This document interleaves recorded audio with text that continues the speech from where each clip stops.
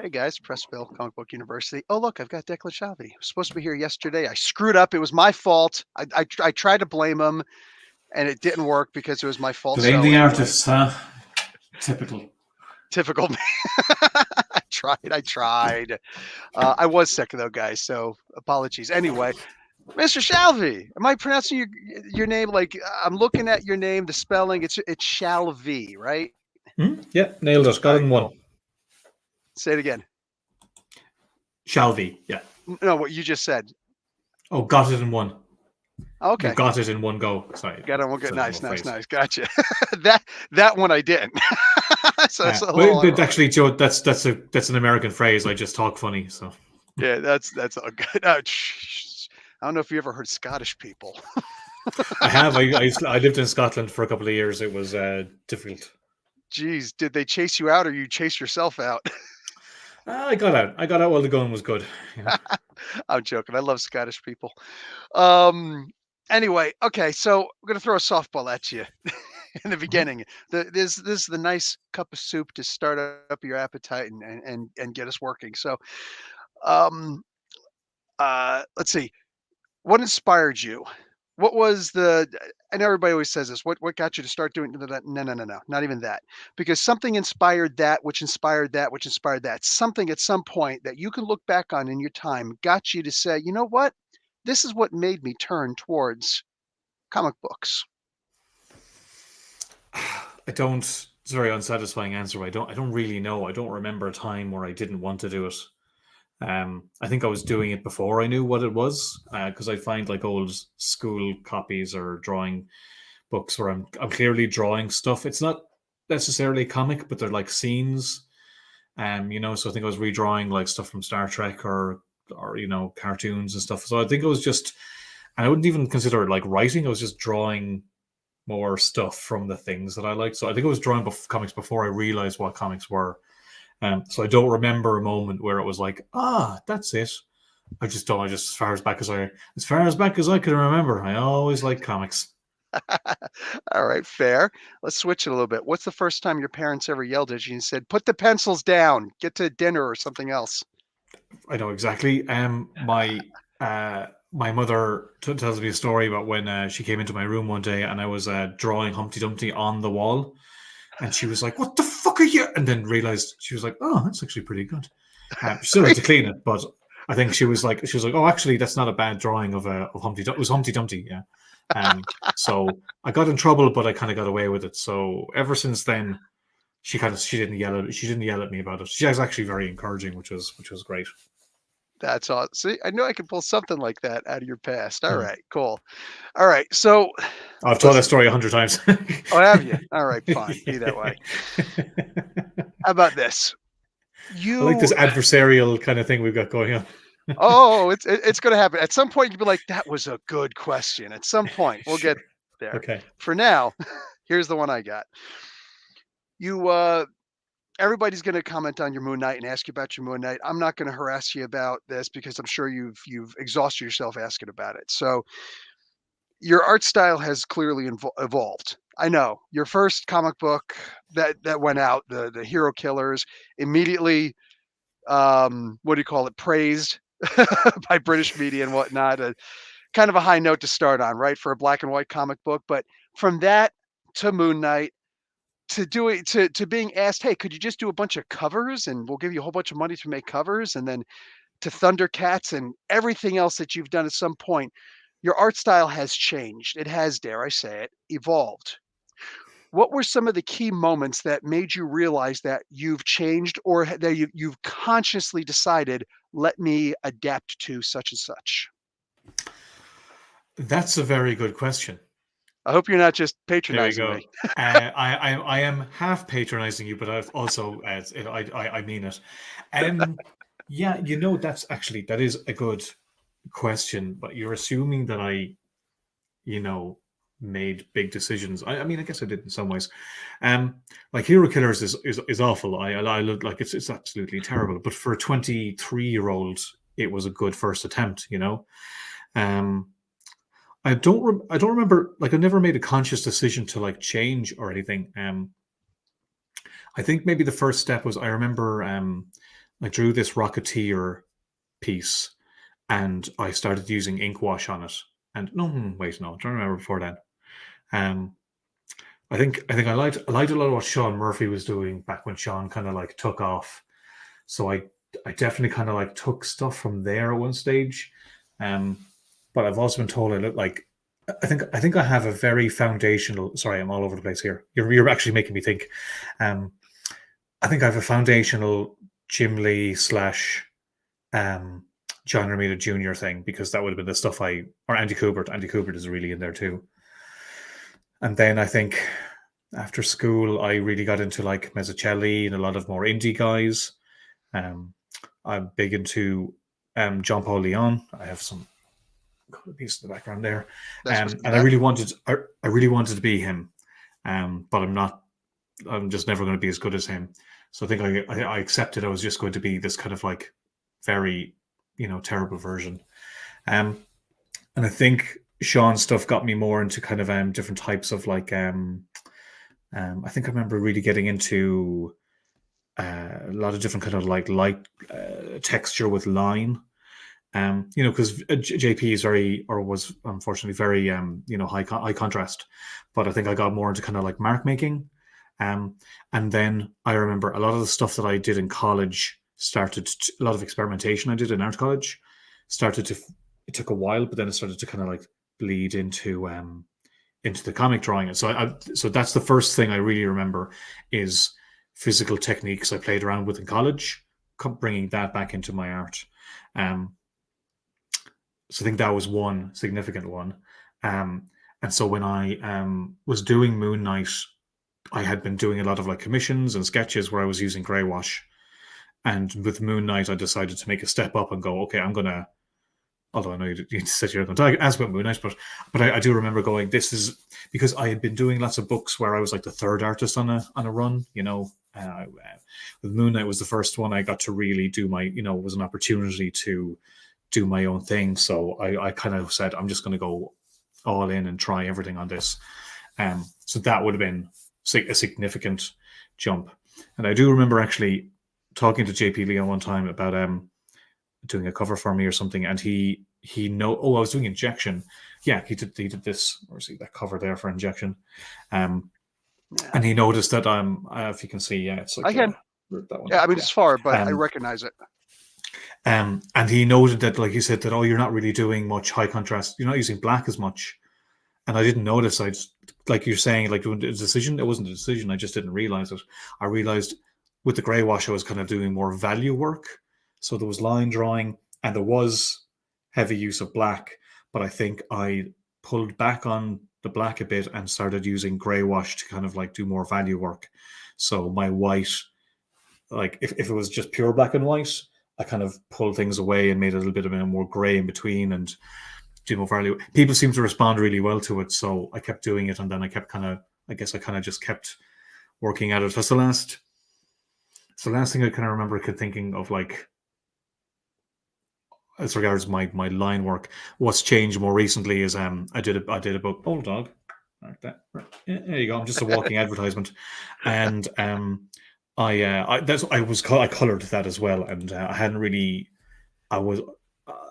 I'd kind of always thought in black and white.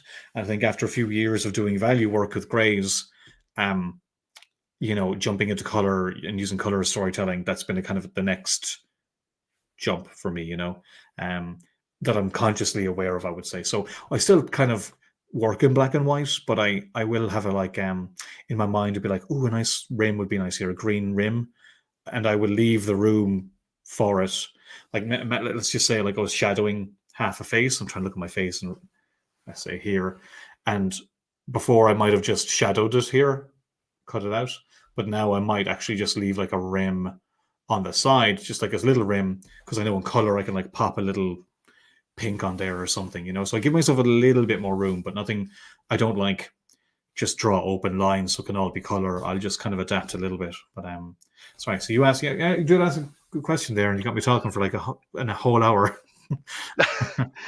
Declan, these guys have heard my voice. They want to hear you. So it is a tough one, because it's hard to like really analyze your own work objectively. I don't. When I look at it, I see, you know, I see all of my influences, but I don't know what I look like. And I remember, I think Marcos Martin once told me that I reminded him of John Romita Jr. And I'm like, what? John Romita Jr. is not one of my guys. I mean, I'd like his work, but I never thought, my stuff was like that. And then I kind of look at, like, one of my favorite comics ever, Daredevil Man Without Fear. And I'm like, of course, this is dark crime story, with shadow. I'm like, of course, like, this is completely in my DNA. For some reason, I just didn't see it for a long time. But like I said, it took Marcos Martin to tell me that for me to even notice it. So it's funny, like I said, I'm not who I'd like to be, but I've accepted who I am. But I also don't know if my work stands on its own. But I was talking to a friend there a while ago, and he said, no, you recognize your work by looking at it, definitely. But I don't know. Of course, I will, because I recognize my own stuff. But it's very hard to know if your work is strong enough where it stands on its own 2 feet and it doesn't just look like a knockoff of somebody else. Mm. Two of the biggest in the industry right now are Alex. Um, why am I drawing a blank? There's Art Germ, Mm-hmm. Stanley Lau, right? And then there's why can't I remember his name? The most important. He did the art on Kingdom Alex Come. Ross? Thank you, Alex Ross. Thank you. Okay. Appreciate the assist. Right? You can see their work immediately, right? It's one of those kind of things. Here's the funny thing about this, and I'm gonna thank you, Corey, in the chat. So I'm gonna I'm gonna kind of divert this a little bit to like Guitar Heroes, right? I don't know if you've ever listened to the band Extreme. Um, this guy Nuno Betancourt, amazing guitarist. You ever listen to him? It's beautiful stuff. But he's always looked to Eddie Van Halen as like the guitar god, and he always tried to sound like him constantly, always. And the one time he's sitting there hanging out with him in his studio, in Eddie's studio, and he's like, "This is Eddie's setup. This is his guitar. This is all of his stuff. I can sound like Eddie." And he gets up and he's like, "You mind?" He's like, "Yeah, go ahead." And he starts playing, doing his stuff. And that's when suddenly he realized it doesn't matter all of Eddie's stuff or anything. I'm always going to sound like me. And Mm-hmm. that's when, and go figure, the moment he realized that, that's when his last album came out. And it was insane. This band Extreme, this song Rise, Yeah, I crazy. know it's very like I could be JP Leon if I really really wanted to. I could just copy him, and I wouldn't be as good as him, but I could do a very good like approximation. That's not what I mean when I say I want to be. I just kind of want to Hmm. naturally. I just wish my stuff looked like that, and it's in there somewhere. But like a lot of people think about. I've talked about this elsewhere, but a lot of people talk about like style, as if it's this kind of superficial thing where it looks like a thing and therefore it's a thing. But I like these days to talk more about voice. I think when you're an artist, you should be looking for your voice, not your style, because, like I said, I could try and take like who else is great, like Daniel Warren Johnson. I could try take his face and plaster it on my own because he's amazing, he's popular, he's fantastic, and I could maybe I'd be more successful if I looked more like him. But you can try staple it on, but it's not. It's just a surface thing. What you'd really want to do is talk to him and ask him why he makes certain choices and get inside his mind, and you'll get more interesting things out of that you bring in.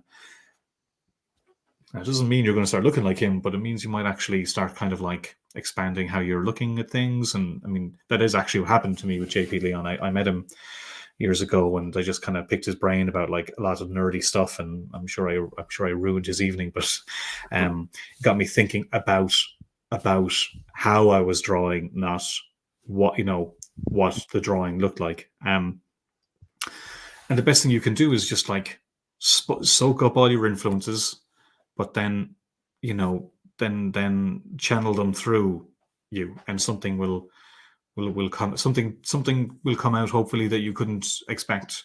Um, I know, I find that that's the best way to kind of figure out your own voice, I guess, for lack of a better word. Yeah, how you see.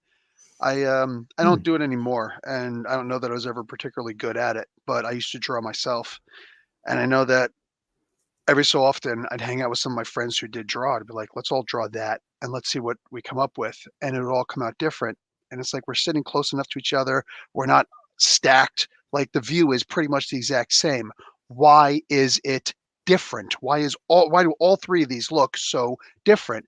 And it's one of those Mhm. things where art allows you to realize that you're looking through another artist's eyes, through their brain, through the way that they see the world, because reality is really just every individual's perception, right? And Mhm. Yeah. it really is a beautiful thing when you think about it that way. I think it's why art can bring so many calm minds together. I love that. Absolutely love the idea of that. I would hate to see you keep trying to ever be like somebody else. Forget about it, dude. But talk about storytelling.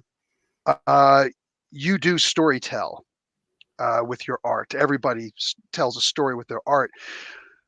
But as from the art side, how about on the writing side? Because you're one of the few who's more than just dipped your toes in the writing side. In fact, I believe you're writing a comic book called Thundercats right now. I read that first issue, by the way. I loved it. Oh, I genuinely oh, loved it. great. I mean, I'm going to do would you, a would you, review of it. if you didn't like it, would you just tell me you liked it anyway? Because that's I fine. I'm okay with that. I wouldn't have brought it up. I'm honest to a fault, Okay. but I literally would not have brought up that I read the comic book if I didn't. And I do that with people all the time. They'll let me get a comic book and be like, "All right, cool." And if I don't like it, it's because I didn't. If I didn't do a review on it, it's because I didn't like it. If you want to ask me Sure, about it, I fair will. enough. But yeah, I don't lie. So That's good. Well, thank you. Well, I'd say yeah, I've dipped my toes. I'm probably like up to my knees in the writing. Um, but you look, a lot of that is actually, I think, voice too. Like I've been lucky enough to read so many great scripts from so many writers that I've gotten to work with, and and also after drawing for a lot of time, like you know what you don't like, or and I think that thing I said about voice, like a lot of that's about choices, and drawings about choices and decisions, and I think a lot of that was training for writing that I didn't really realize at the time. And while I was drawing Thunderbolts and Venom, I was listening to like, directors' commentaries and writers' commentaries. And so the cool thing about drawing is you can really put stuff in your brain as you're outputting, but as a writer you can't because you're not able to input while you output. But no, and the writing's been going great lately. I mean, I kind of started writing as a way to have more control over what I was drawing in the future. And then I made some projects of my own. And then I think editors noticed and gave me a shot on certain things, and it's gone well the last while. So just literally today, my last issue of Alien came out, and that was like 10 issue run. And the same day as Thundercats has come out, which is the first of a. I mean, who knows how long that'll. At least 10 anyway. I know there's more than 10 issues, and that's really cool. And it's very strange. It's not really like I'm yeah, I was writing in order to be able to draw, and now like I'm not even well, I'm drawing covers, I guess, so that's fun. But for the book, but yeah, it's really cool. It's cool to take a project like Alien before, and now with Thundercats, and just go like, okay, what's your take with this? What do you? I like building a story. I like building a book and a story, and um, I like having that. I like being the person who's kind of like working out these decisions, um, and it's great because I can do that and I don't have to draw the whole thing for like, spend a year drawing, realizing the idea. Whereas, I because I'm an artist and I'm a fan of artists, I quite like working with artists too. So, like if I drew this book, it would be different to what Drew's doing. But I mean, he's also feeding off what I'm writing. So, you know, I think what we're doing together is like the tone I'm going for, and in the spirit, maybe more in the spirit of the original source material. But it's a really it's a nice kind of meld there. yeah, no doubt. Um, yeah, even I could see in his artwork for Thundercats. Like for instance, uh, Tigra. He's got a mustache now. He looks so much older. It's weird to look at it, but I'm like 2 pages in. I could deal with it as long as he's acting older. I'm okay with this. This is good. Chitara is wearing a full suit. I think that might have been my first crush before I even got into high school. Like, man, Chitara was Sure. she was fine. I'm just saying, and now I Mhm. can't see. Okay, that's good. I'm She was older. not unattractive, we'll put it that way. There you go. No, But I even I rewatched some of the episodes, when I was starting on it, and even then I was like, "Whew, Chitara, yeah, it stirs it How all you up again. doing? Um, yeah, but look, I mean, to be like a lot of those decisions were Drew's. Like I wanted Drew to just come up with what he wanted, and I think we were playing around. It kind of went a bit further originally, but I think I just wanted to stay in the orbit of the original designs. But I definitely wanted people to look at them and go, "Oh, that's Declan and Drew." It's not a million miles away from what you know, but it's still different enough to know that like it's what I know but different, which is Mm, kind of what the book is. So what I like about Drew's designs are it's like they're very evocative of the original designs, but also like you said, the mustache. Some people love it, some people hate it. I think it's class, and Drew loves Tiger, it's not like he was like, oh, I'm just gonna do something dumb with this character. Like he actually loves the character, so it's a very, you know, understanding the character addition. And I think a good signal to go like, yes, this is the character you know, but we're going to go different places at the same time. So it's really cool to see. Like, and it's just so weird to have the book out.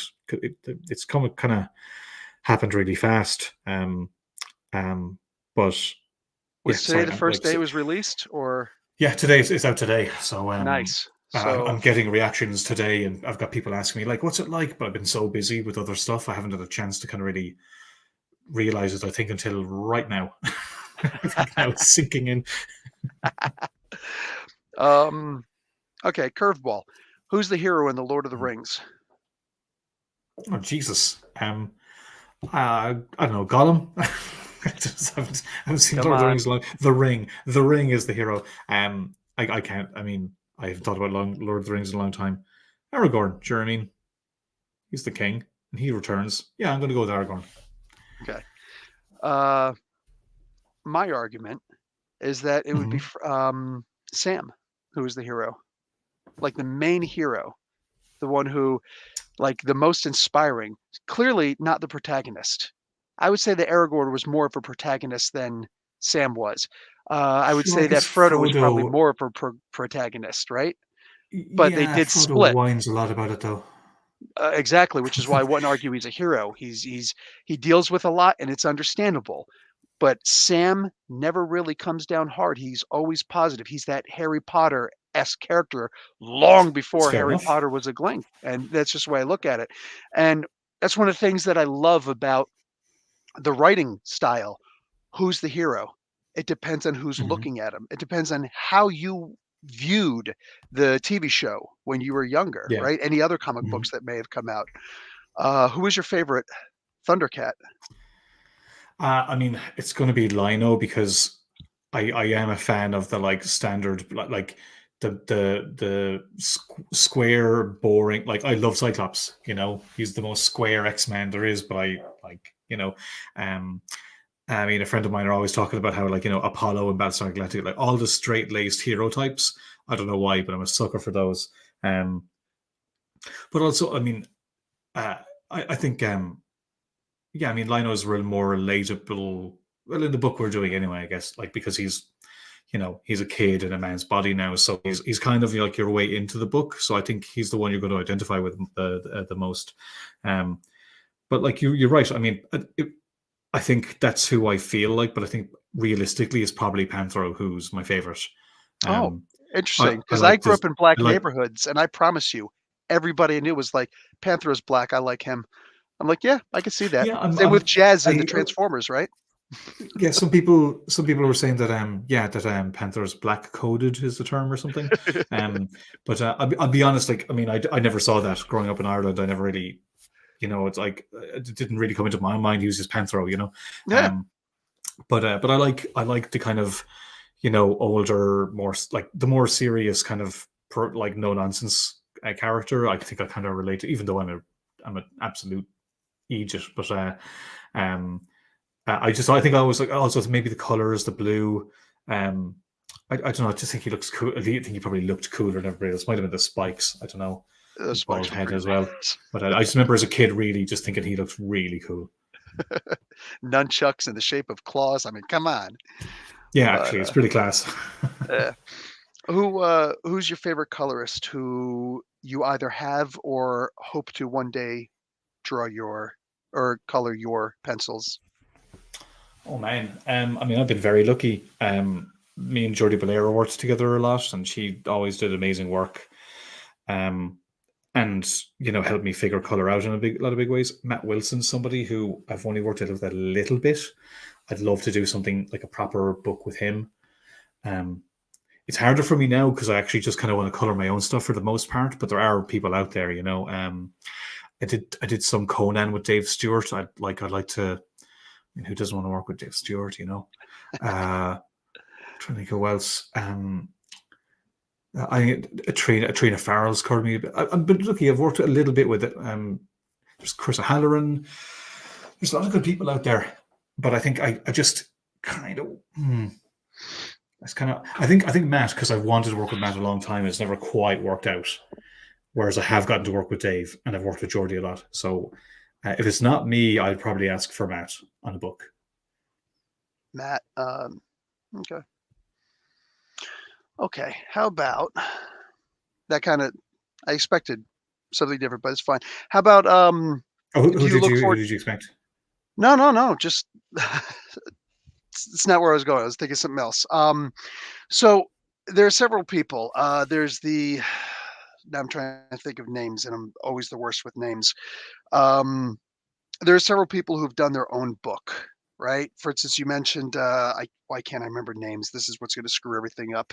Uh, So you give wrote, me a wrote clue, and I'll figure them out. wrote Daredevil, wrote the not the Ann Nocenti and John Romita Jr. one, but the greatest Daredevil ever, and wrote Batman: Dark Knight Returns. Why Frank can't I Miller. remember his name? Thank you, Frank Miller.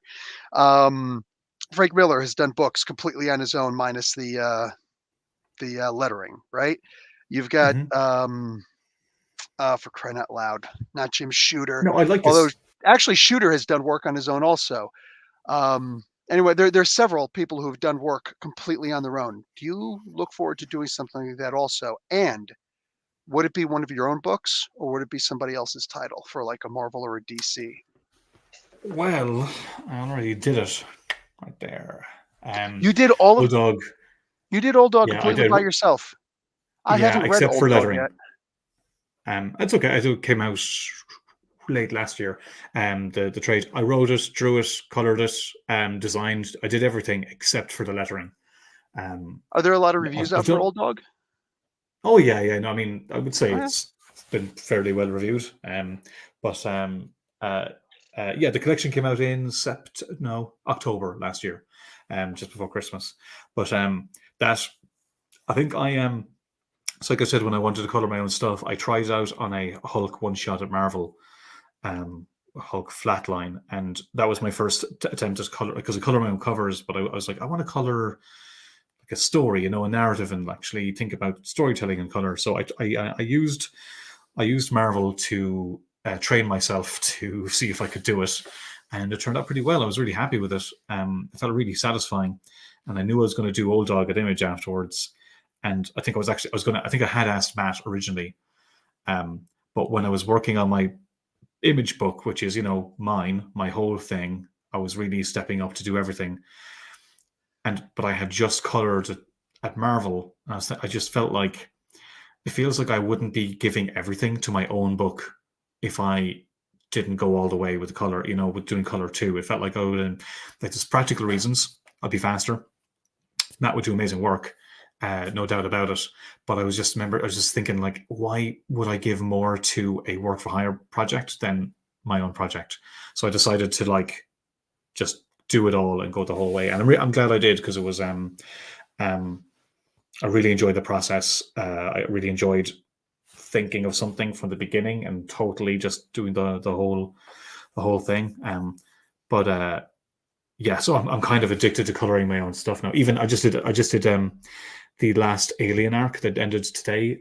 There's a kind of a background a flashback story that happens as well, and I drew those pages and I colored them as well, just because I just really like coloring my own stuff now.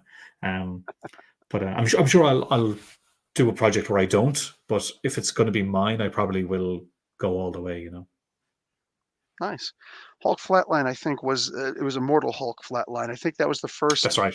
book of the Immortal line that was done by someone other than um, Al Ewing. I No, think that was the first one. I think Tom. No, I think Tom Taylor. There was a series of one shots. I think Tom Taylor did the first one. I can't remember who drew it. Um, Did he? and then Hmm. I did one. And then Alex Packnadell and I think one for Ferrer, Ferreria. Can't remember his Hmm. second name. And there was another one. So I don't think it was the Ed Ferrari first, or but I something like think that. yeah, yeah. I don't think it was the first, but I think maybe second, probably. I don't. But that Hmm. was great. That was great because I loved that book, and it was like, do you want to just do a story in this world? I'm like, class.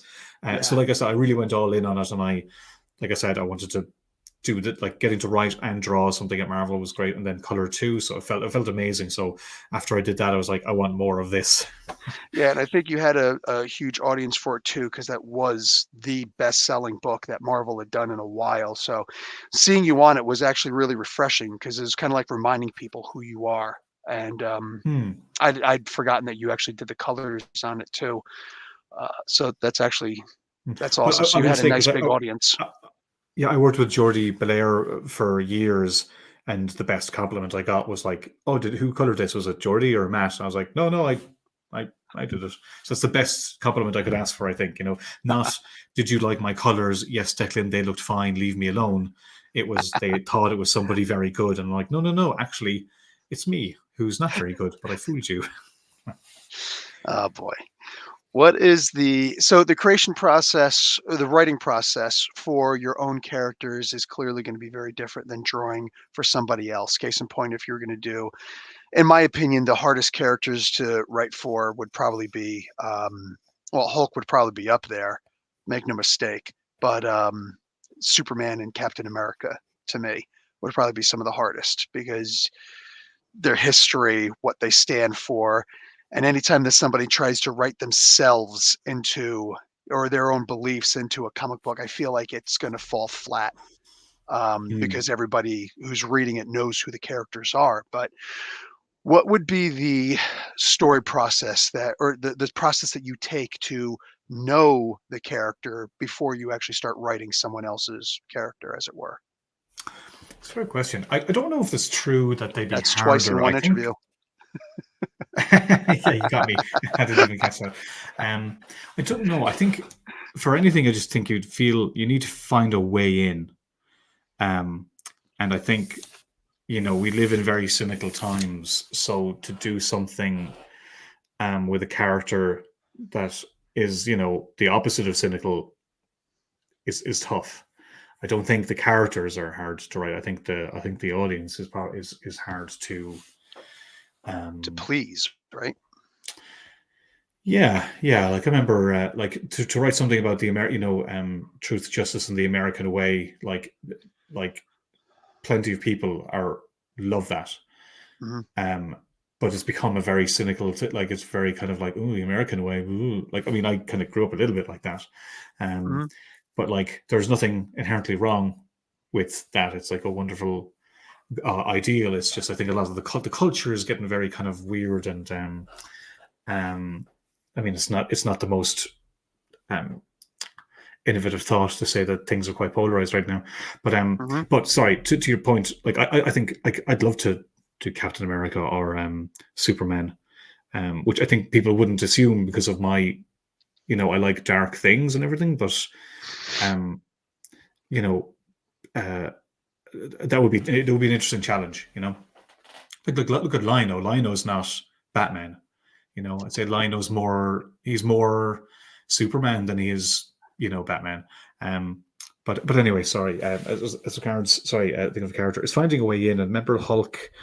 Um, you know, there's a lot of trauma there that you can kind of get into. Um, and yeah, you need to find you need to find a way in, and it doesn't even need to be something that you necessarily agree with or like. Um, but you need to find something that does speak to you. Like what about this character makes you think that you can tell a story about something? And I think I'm trying to remember. Sorry, because my brain's a bit frazzled. But if I'm trying to remember Flatline, a lot of it was about forgiveness or um, I'm drawing a blank to be honest. I just remember. Do you I'd know what? A lot forgotten of it that was. you'd written it, but I remembered that I read it and reviewed it. Uh, Oh, okay. I should look it up now. See what you said. Yeah, you son of a bitch. No. I think wait, don't bring my it was mom around into COVID. this. I think it was around COVID, so I remember it definitely. I was definitely wanted to say something about, I think, isolation, Mhm. um, and connection. So that was a story I wanted. Like I don't know I would have thought of that, except Hulk kind of gives you that you can absolutely apply that stuff to Hulk. So I think Yeah. that's it. Same with like Alien was weird because like what's my way into Mr. Alien? There's no like what does he like? What does he scare? But like finding a way into a story, finding a story, something you want to tell a story about, and seeing what the characters can connect to that. I mean, it's actually not hard, but it's kind of fun to be like, here's a property, and like finding a story you want and making that work because the property is the property and it has rules and it has its own.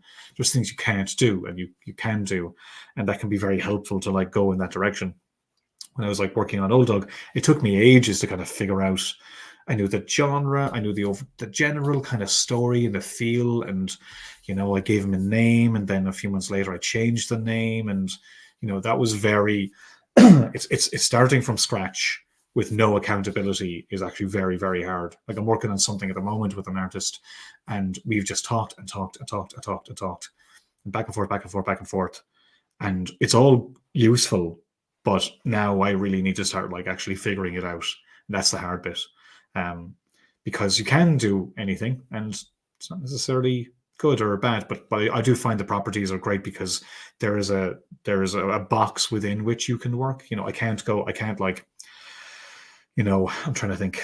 I don't know, cut Lino's head off necessarily, but I can hurt him. I can hurt his feelings. Like things like that. Like there's that. But and I don't mind those. I think the restrictions can be quite helpful because it stops you from dilly dallying, and it gives you focus that you might not have otherwise. Um, who recruited you to do the covers for All Star Batman with Scott Snyder? That was Mark Doyle Art, because I art did. for, mind you, art for Hmm? John Romita Jr. That's right. That's right. Did I know he was doing it at the time? I don't think I did. Yeah, because I knew because I did the backups for that as well. So I was in the same. I was in the backup stories along with John Romita Jr., which was pretty cool. I don't think I doubt he even noticed. But I think I was on one email chain with him once, and I was like trying to play it cool, and I don't think he even noticed I existed. Um, but yeah, no, that was Mark Doyle. I remember because I was doing injection at Image, and Mark had basically given me an open invitation to do bat stuff when the opportunity arose, and we were taking a break in injection for a bit. So I told him, and I got to do 4 backup stories and another short, but I got to do the covers for those issues. And by God, I really wanted to I want to be like, here's Batman, like Batman. I want, I still really, really like those covers. I think they're probably some of the best Yeah. I've done. Yeah, I actually just looked up some of them really quick, and they were amazing. I remember I was reading Thanks, those man. stories, and I think I reviewed some of the stories.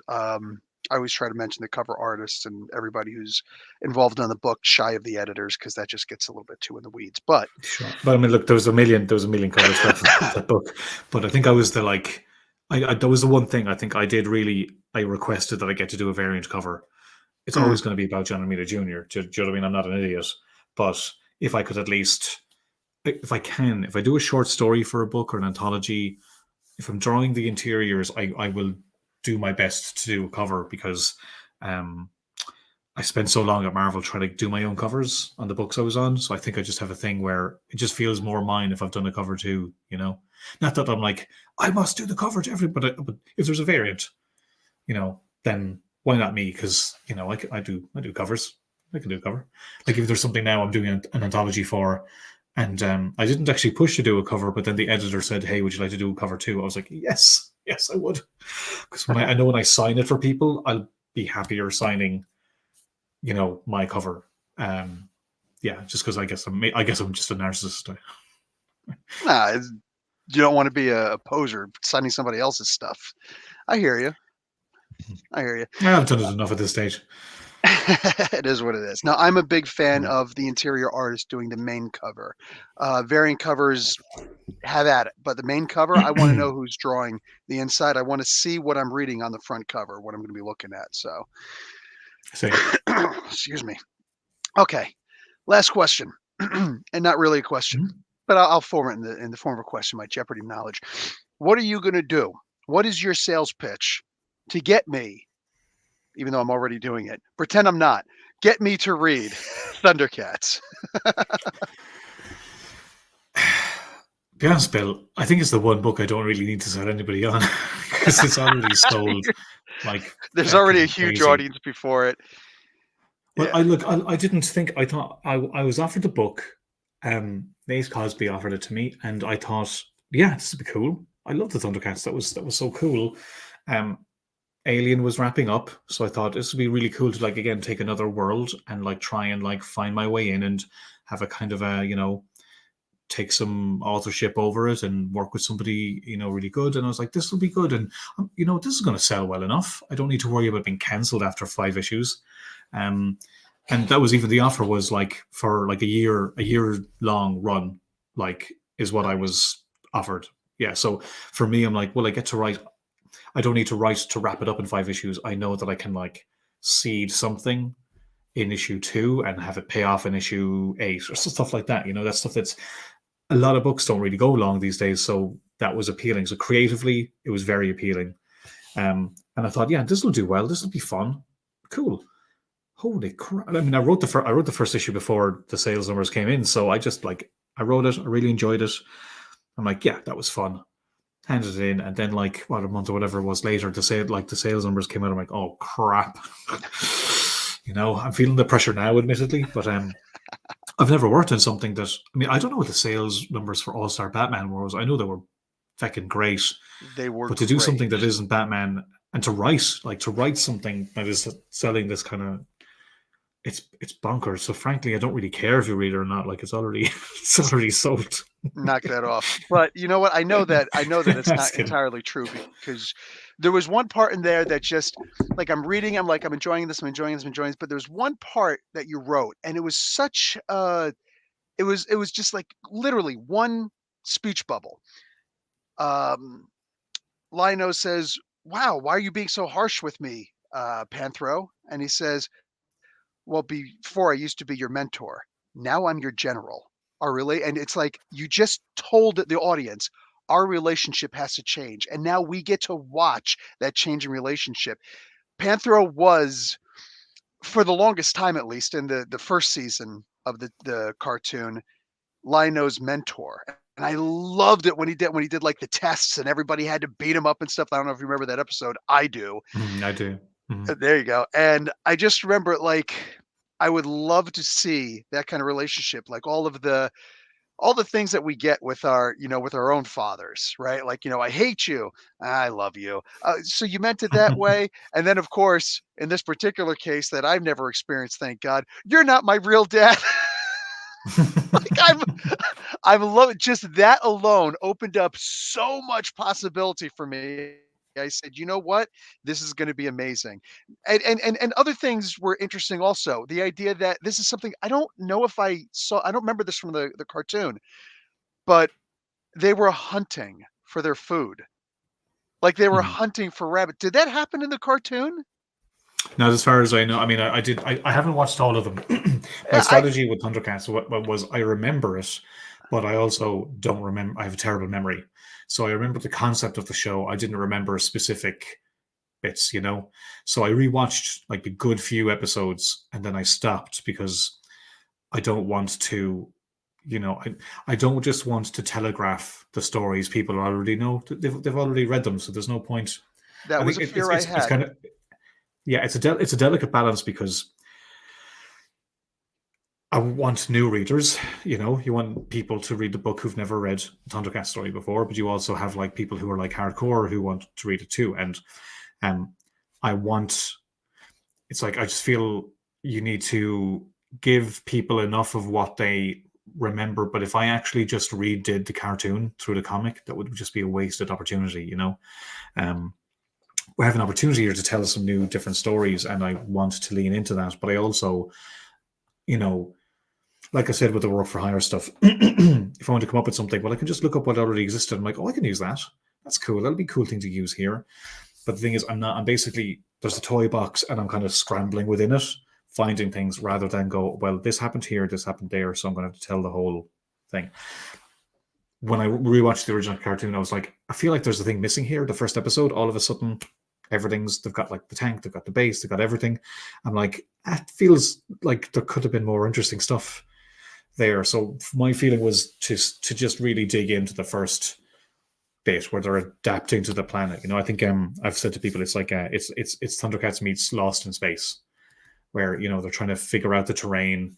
It's and also the main thing really was dig into the relationships.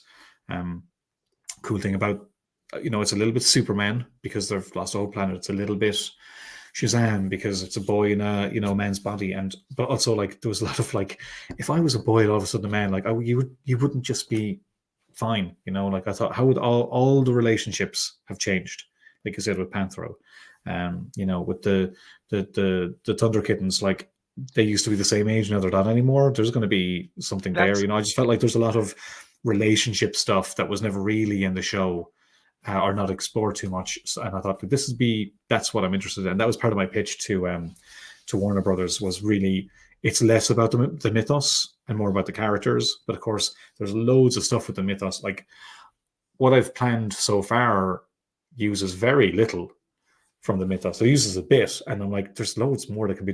That's the one thing. This book could go years. This book could go on forever. There's so much stuff you could play with, but yeah, so I'm glad you like that bit with Panther, because that's really the core of it, is the characters. It's the most fun stuff to write, to be honest. And then I'm like, well, they're going to have to fight, so like I can tease, there'd be a kind of a duel in an upcoming issue between the Thundercats. Just lots of fun stuff to play with, but that was it. I'm like, I just feel like there's so much material you can use just by skimming the surface of what was in the cartoon. But I also, again, pardon me, I was very adamant that I'm not doing a comic of the cartoon. So that's why the designs are different, is we're signaling that this is not just a comic of the cartoon. I did an AMA on Reddit yesterday, and I had to kind of say that a couple of times, because I think a lot of people are waiting for certain storylines, and I have to be like, no, like don't expect that. There might be a thing where it'll kind of remind you of something, which is me kind of going to the audience like, it's okay, I know we know, but yeah, I don't want that to get into the way of an actual story that is going to keep people surprised. Because I think the thing is, when you're a fan of something, you want to see the thing you recognize. But like for me, like that's the Watchmen movie, right? All the stuff from the comic is pretty much there. You get to see it, but God, it was a terrible film because you've already seen it. I don't want to do that. I want to give you something that you haven't seen before.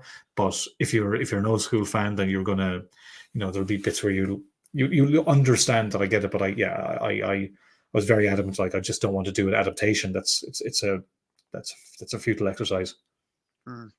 Well, I am going to put together a review of the comic book because I just got it today, and kids just got back from karate jiu-jitsu. I threw together dinner really quick. Wife is out late tonight, but so like it's a rough night, and obviously just getting over being sick, so which we talked about before. But I really want to put this interview out, or excuse me, this review out, and I don't want to necessarily give it to you, but I can genuinely tell the audience that I loved this comic book. There's so much more than what I'm going to get into with Declan about it.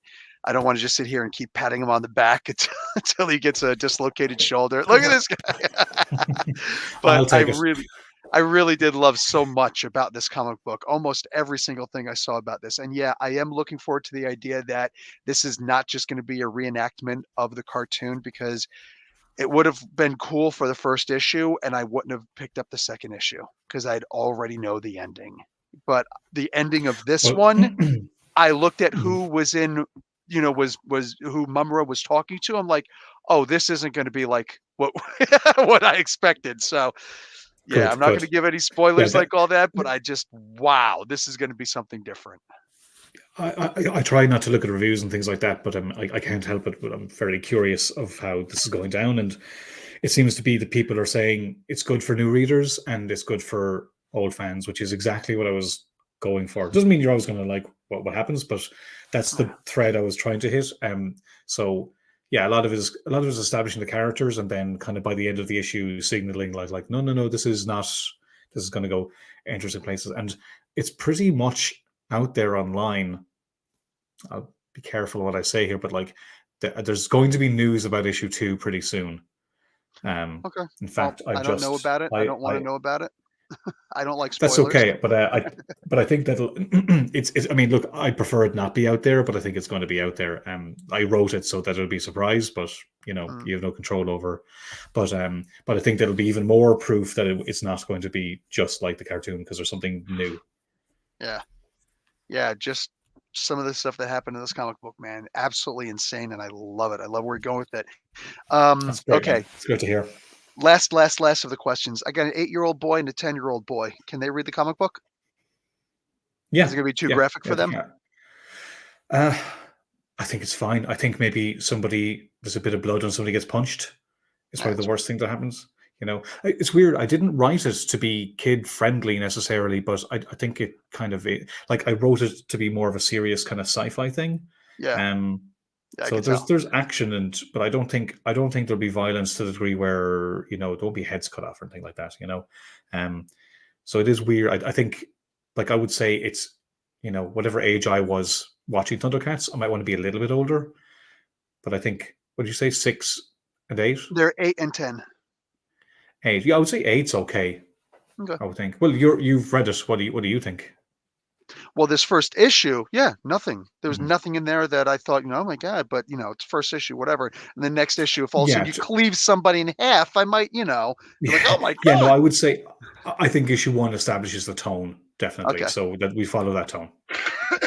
That's great because I don't want my boys sitting down in front of a TV their whole lives like, I pretty much was. So but sitting down reading a comic book, there's nothing wrong with that. So that's good. I will absolutely get the comic book for them with And it beyond a is it shadow of is a a doubt. nice challenge to write something like that. Like even the superhero stuff I've done is a little bit like the Hulk one is quite serious. It had to do Yeah. with like very serious themes, and I like doing stuff like that. But it's also really fun to just do a comic that's just like it's like uh, that anyone can read. It's a nice for me. It's nice. Even the thing that kids come to me about when I'm at conventions and stuff is Deadpool, and I'm like, I don't think you should.